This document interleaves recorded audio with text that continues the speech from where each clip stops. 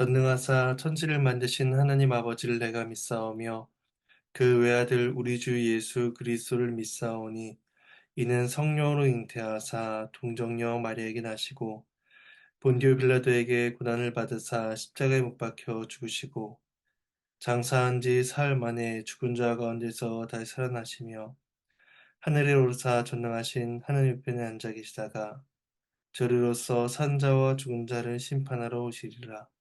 성령을 믿사오며 거룩한 공예와 성도가 서로 교통하는 것과 죄를 사해 주시는 것과 몸이 다시 사는 것과 영원히 사는 것을 믿사옵나이다. 아멘. 찬송가 410장 찬송하시겠습니다.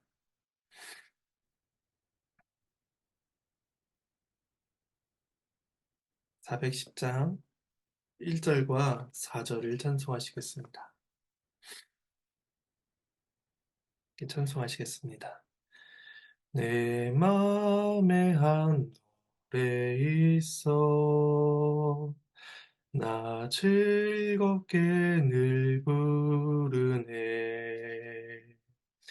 이 노래를 부를 때에 큰 평화 임하도다. 평화, 평화,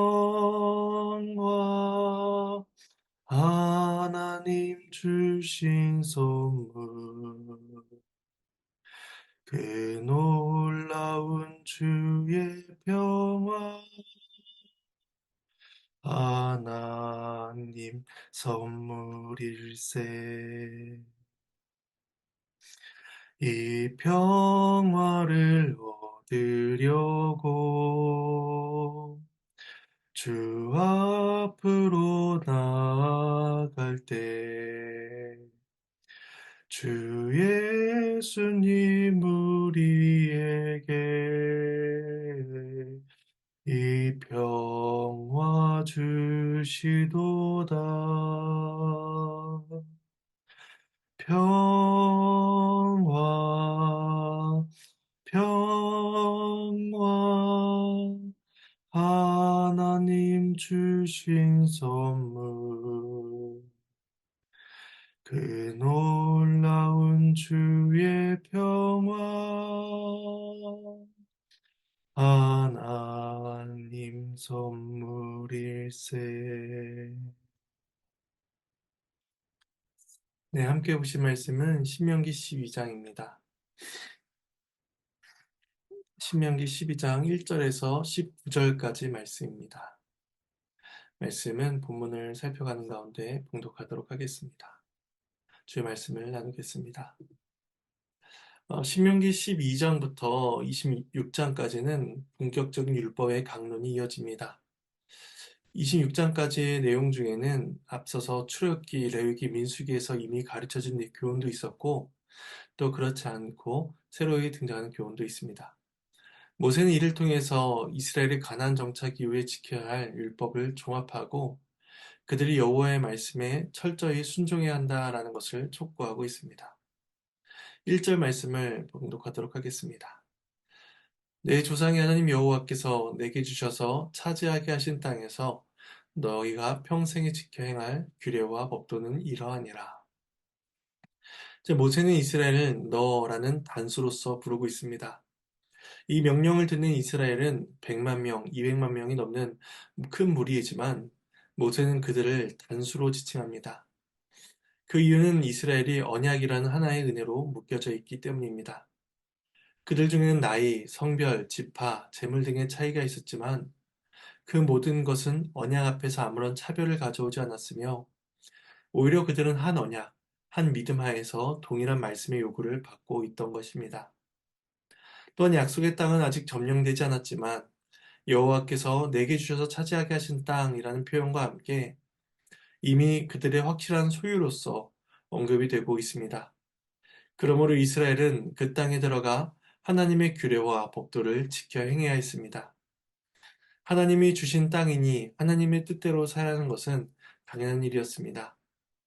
또한 율법 준수는 일시적이거나 단회적으로 행하고 그치는 것이 아니라 평생토록 그들의 삶에서 나타나야만 했습니다. 이것이 언약 백성으로서 가져야 할 자세인 것입니다. 이제 그들이 약속의 땅에 들어가서 제거해야 될 것이 무엇인지 2절과 3절에서 말씀을 합니다. 말씀을 봉독하겠습니다. 너희가 쫓아낼 민족들이 그들의 신들을 섬기는 곳은 높은 산이든지 작은 산이든지 푸른 나무 아래든지를 막론하고 그 모든 것을 너희가 마땅히 파멸하며 그 제단을 헐며 주상을 깨뜨리며 아세라상을 불사르고 또 그 조악한 신상들을 찍어 그 이름을 그곳에서 멸하라. 가나안 땅에 들어가서 가장 먼저 해야 할 일은 그 땅 곳곳에 설치되어 있는 각종 제단과 신상들을 파멸하는 일이었습니다. 가나안 사람들은 특별한 의미가 있는 곳에 우상에게 제사한 제단을 설치하곤 했습니다. 높은 산이나 작은 산과 같이 높은 지대로 올라갈수록 신에게 더 가까이 간다라고 생각을 했거나 또한 푸르고 울창한 나무 같은 특정한 나무들은 다산과 풍요를 상징한다라고 생각했기 때문에 그런 장소에 제단을 설치한 것입니다. 이스라엘은 설치된 모든 제단과 우상들을 파멸함으로써 우상 숭배의 유혹을 제거할 뿐만 아니라 가나안 족속들이 생각했던 우상 숭배의 그 모든 효력들이 다 거짓된 것이다 라는 것을 드러내야 했습니다. 모세는 그것들을 모두 철저히 없앨 것을 강조하기 위해서 2절과 3절에서 파멸하라, 헐라, 깨트리라, 불사르라, 찍으라, 멸하라 이런 명령어들을 연속적으로 반복하여 사용합니다. 이것은 선별적인 제거가 아니라 헐고 찍고 불사를 정도로 모두 다 철저하고 예외 없이 모든 것을 제거해야 된다는 것을 보여줍니다. 우상 제단을 없애는 일에 타협은 있을 수가 없었습니다. 그들은 그렇게 함으로써 우상들의 이름을 모두 다 지워버리고 오직 하나님의 이름만이 그 땅에 남게 하였습니다. 이것이 4절에서 7절 단락에서 이어지는 주제입니다. 말씀을 봉독하겠습니다. 너희 하나님 여호와께는 너희가 그처럼 행하지 말고 오직 너희의 하나님 여호와께서 자기의 이름을 두시려고 너희 모든 지파 중에서 택하신 곳인 그 계실 곳으로 찾아 나아가서 너희의 번제와 너희의 제물과 너희의 십일조와 너희 손의 거제와 너희의 서원제와 낙헌 예물과 너희 소와 양의 처음 난 것들을 너희는 그리로 가져다가 드리고 거기 곧 너희 하나님 여호와 앞에서 먹고 너희 하나님 여호와께서 너희의 손으로 수고한 일에 복주심으로 말미암아 너희와 너희의 가족이 즐거워할지니라. 하나님께서는 이제 합법적인 예배 장소를 지정하십니다. 이곳은 가나안 족속들이 예배한 장소와는 극명한 대조를 이루는 곳입니다. 그것은 어떤 형상이 있거나 사람들이 생각하기에 종교적인 의미가 있는 장소가 아니라 하나님께서 자기의 임재를 이름을 두시고 임재하신 장소였습니다. 이곳은 곧 성막과 언약궤가 있는 곳으로서 언약궤는 하나님께서 그분의 백성들과 만나는 장소였으며 백성들은 여호와께서 계시하여 알리신 그 이름을 통해서 하나님께 나아갈 수가 있었습니다.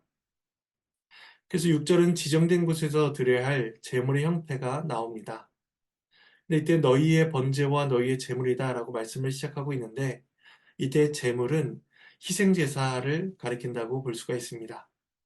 번제는 모든 것을 불에 태워 하나님께 올려드리는 것이고 희생제사는 지방은 태워 하나님께 올려드리고 나머진 제사장들에게 돌려졌습니다. 그리고 거제는 손으로 올려드리는 제물이기도 하지만 성전에 올려 바치는 제물을 뜻하기도 하며 서원제와 낙헌제는 화목제 일부로서 감사의 예물입니다. 특별히 화목제는 예물을 드린 후에 공동체와 나눠 먹을 수 있도록 허락된 제사이기도 합니다. 따라서 여기서 지칭된 모든 제사와 예물들은 백성들이 하나님의 성소로 나아가 하나님께 감사를 올려드리고 또 여호와 앞에서 함께 먹고 마시는 풍성한 시간이 될 것입니다. 이스라엘은 제사를 통해서 삶의 공급자가 되시는 하나님의 선하심을 공개적으로 고백하게 될 것이며 하나님 앞에서 풍요로움과 기쁨을 공유하게 될 것입니다.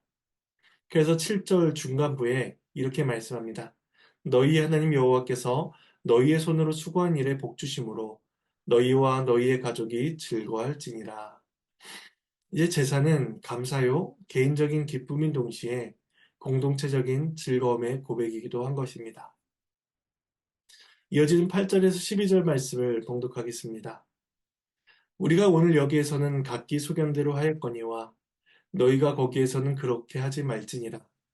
너희가 너희 하나님 여호와께서 주신 안식과 기업에 아직은 이르지 못하였거니와 너희가 요단을 건너 너희 하나님 여호와께서 너희에게 기업으로 주신 땅에 거주하게 될 때, 또는 여호와께서 너희에게 너희 주위의 모든 대적을 이기게 하시고 너희에게 안식을 주사 너희를 평안히 거주하게 하실 때에, 너희는 너희 하나님 여호와께서 자기 이름을 두시려고 택하실 그곳으로 내가 명령하는 것을 모두 가지고 갈지니, 곧 너희의 번제와 너희의 희생과 너희의 십일조와 너희 손의 거제와 너희가 여호와께 서원하는 모든 아름다운 서원물을 가져가고, 너희와 너희의 자녀들과 노비와 함께 너희 하나님 여호와 앞에서 즐거워할 것이요 내 성중에 있는 레위인도 그리할지니 레위인은 너희 중에 분깃이나 기업이 없음이니라. 이제 8절에서 12절은 가나안 정착 이전과 정착 이후의 모습에 대해서 교훈하고 있습니다. 먼저 8절과 9절에서는 광야에서의 이스라엘을 설명합니다. 이때 각기 소견들을 하였다라는 표현은 사사기에서 익숙한 표현인데 본절에서는 광야 이스라엘을 가리켜 설명하고 있습니다. 아모스 5장 25절에서는 이렇게 말씀합니다. 이스라엘 족속아, 너희가 40년 동안 광야에서 희생과 소제물을 내게 드렸느냐? 출애굽기와 민수기 등을 보면 분명히 이스라엘이 광야에서 제물을 드린 일이 나타납니다. 근데 아모스서에서 이렇게 말씀하고 있는 까닭은 이스라엘의 제사의 참된 의미를 쫓아 드리지 않았기에 받는 책망이다라고 우리가 볼 수가 있습니다. 게다가 출애굽한 이후에 이스라엘은 영구적인 안식처가 없었고 계속해서 유리하는 그러한 생활 방식을 가지고 있었습니다.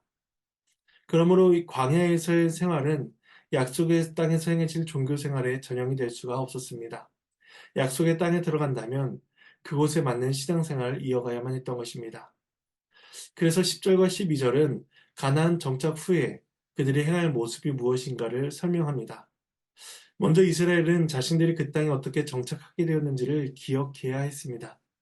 그 땅은 하나님께서 그들에게 기업으로 주시는 땅이었으며 하나님께서 주위의 모든 대적으로부터 승리하게 하사 안식하게 해주신 땅이었습니다.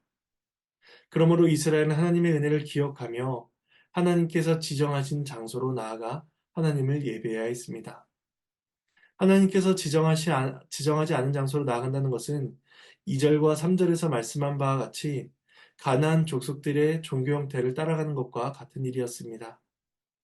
11절과 12절은 앞서 6절과 7절의 내용과 거의 유사한데 12절에서는 가족의 범위가 좀 더 넓어지는 것을 보게 됩니다.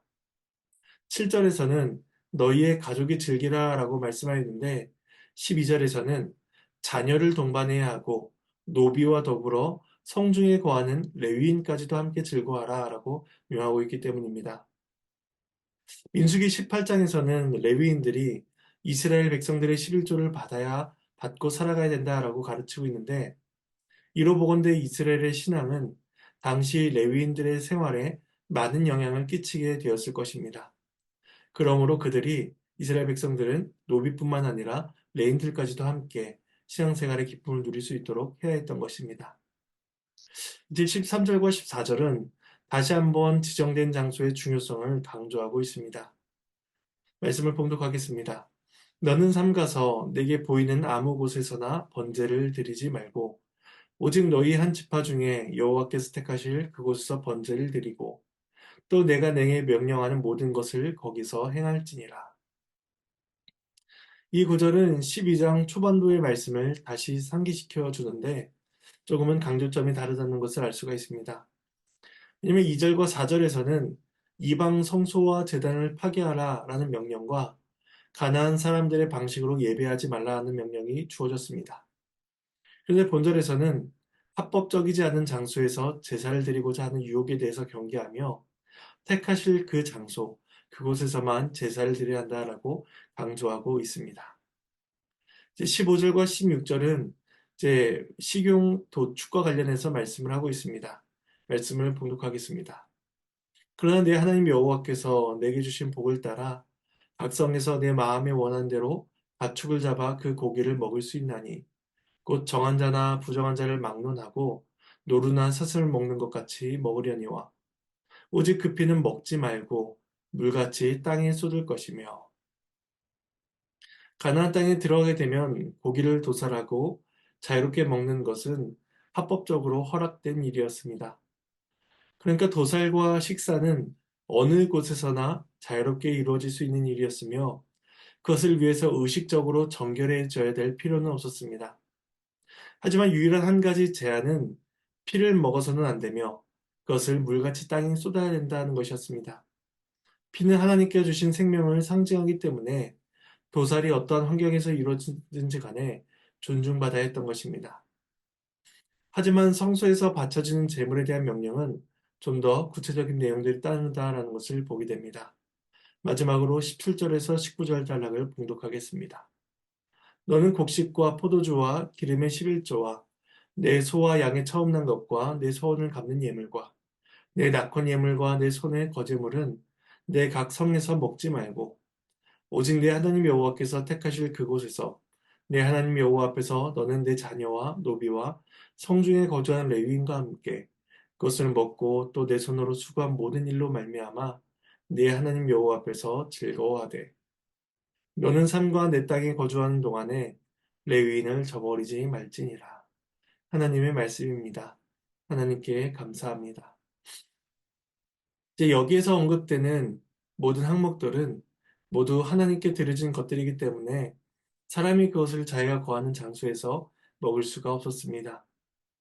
그것은 오직 여호와 앞에서만 먹을 수가 있었는데 여호와 앞에서 먹는다라는 것은 하나님과의 인격적인 교통을 의미합니다. 이스라엘은 가나안 족속들이 섬기던 것과 같이 목섭과 지각이 없는 우상들에게 나아가는 것이 아니라 살아계셔서 그들을 다스리시는 하나님 앞에 나아가고 있다는 사실을 늘 의식해야만 했습니다. 또한 그 하나님 앞에 나아가 먹고 마시는 풍요로운 기쁨은 그들이 앞서서 나아갈 수 없었던 그 상태와의 대비를 보여줍니다. 또한 18절에 19절에서는 11절과 12절의 가족 구성원과 레위인에 대한 언급을 다시 한번 함으로써 그들이 한 개인으로서 하나님 앞에 나아가는 것이 아니라 언약 공동체로 살아가고 있다는 사실을 상기시키며 또한 언약 백성에게 주어지는 신앙의 책임이 그들에게 있다라는 사실을 가르치면서 오늘 말씀이 맞춰지고 있습니다. 이제 오늘 말씀을 생각하면서 적용점을 간단히 생각해 보도록 하겠습니다. 우리 오늘 말씀을 통해서 신앙생활과 관련된 세 가지 요소들을 생각해 볼 수가 있습니다. 한 가지는 하나님께서 지정하신 방식으로 해야 한다는 것입니다. 이스라엘은 각기 소견대로 자신들이 원하는 방식으로 하나님께 예배하는 것이 아니라 하나님께서 원하신 방식으로서 예배해야 됩니다.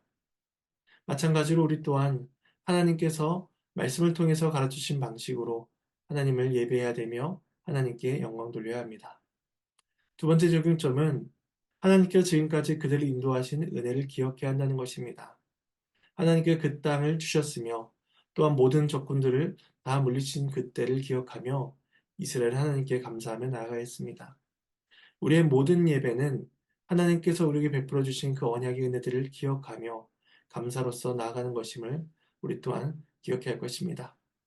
세 번째 적용점은 신앙 개인의 종교 생활로 그치는 것이 아니라 늘 언약 공동체와 함께 행해져야 한다는 것입니다. 하나님은 이스라엘을 향해서 너라라고 부르도록 하셨으며 또한 그들이 한 개인만으로서 하나님께 나아가는 것이 아니라 노비와 성중에 있는 레위인들까지도 챙기도록 하셨습니다. 이것은 그들이 한 언약 안에서 한 공동체로 부름을 받고 있기 때문입니다.